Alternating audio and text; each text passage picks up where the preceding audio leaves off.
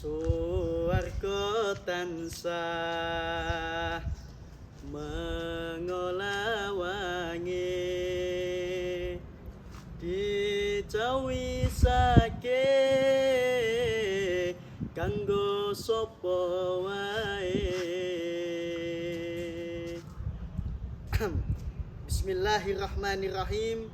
Assalamualaikum warahmatullahi wabarakatuh.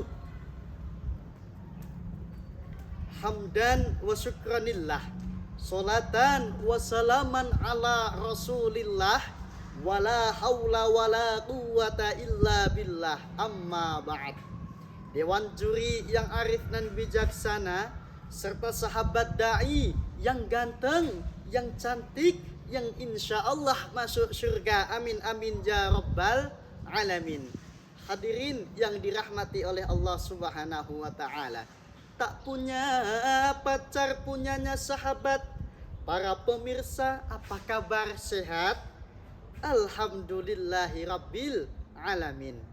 Hadirin yang dirahmati oleh Allah subhanahu wa ta'ala, kata halal secara harfiah memiliki makna dibenarkan atau diperbolehkan. Hal ini hadirin dalam konteks Islam berarti halal memiliki makna segala sesuatu yang diperbolehkan oleh syariat Islam. Tidak hanya itu hadirin, tidak hanya melulu dengan makanan atau minuman saja, melainkan juga dengan apa? 1. Pekerjaan, 2. Hubungan sosial, 3. Transaksi bisnis, dan yang terakhir apa? Yakni segala aspek kehidupan kita masing-masing.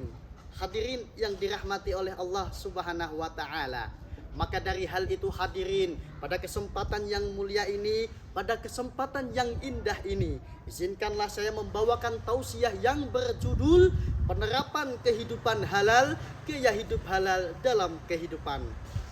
Sebagai landasan firman Allah subhanahu wa ta'ala dalam Al-Quran surah Al-Baqarah ayat 168 yang berbunyi, A'udzu billahi minasy syaithanir rajim. Bismillahirrahmanirrahim. Ya ayyuhan nasu kulu mimma fil ardi halalan thayyiban wa la tattabi'u khutuwatis syaitan innahu lakum aduwwum mubin.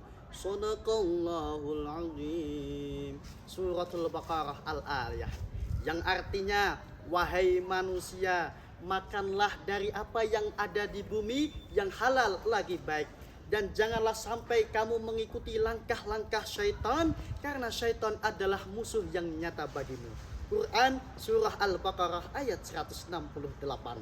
Hadirin yang dirahmati oleh Allah subhanahu wa ta'ala, maka dari hal itu hadirin, dari ayat di atas dapat kita simpulkan atau timbullah suatu pertanyaan, bagaimana sih caranya agar kita bisa menerapkan gaya hidup halal dalam kehidupan?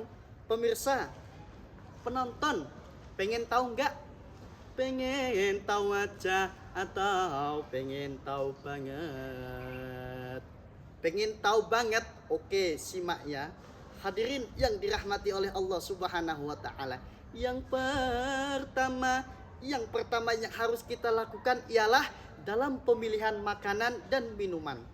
Dalam konteks ini adalah pastikan makanan dan minuman tersebut sudah ada label halal, dan hindari makanan atau minuman yang belum berlabel halal. Itu tadi yang pertama. Kemudian yang kedua apa? Yang kedua ialah ketika melakukan transaksi bisnis yang halal. Ketika kita melakukan transaksi, pastikan kita melakukan transaksi dengan jujur dan adil, dan jauhi dari riba, penipuan. Hal tersebut bisa menjauhkan kita dari Allah subhanahu wa ta'ala. Kemudian yang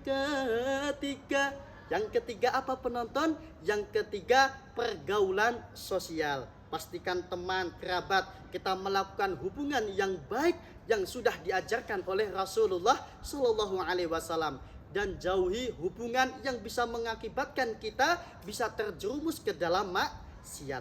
Kemudian yang terakhir apa? Pilihlah pendidikan dan pekerjaan. Maksud dari konteks ini apa? Yaitu kita memilih pendidikan dan pekerjaan yang baik. Insya Allah setelah kita menerapkan hal-hal tersebut, kita mendapatkan ridha dari Allah Subhanahu wa ta'ala. Amin amin ya rabbal alamin. Hadirin yang dirahmati oleh Allah Subhanahu wa ta'ala, dari uraian di atas dapat kita simpulkan, marilah ayo kita melakukan gaya hidup halal. Supaya apa? Supaya yang kita awalnya jauh dari Allah, ketika kita setelah melakukan gaya hidup halal, kita dekat dengan Allah Subhanahu wa ta'ala. Amin amin ya rabbal alamin. Mungkin cukup sekian yang dapat saya sampaikan. Sebelum saya tutup, saya ada pantun nih, dengarkan ya. Putih-putih bunga melati, harum mewangi di pagi hari. Cukup sekian pidato saya kali ini. Apabila rindu harap hubungi. Michael Jackson menek klopo menawi lepat kula nyuwun pangapura.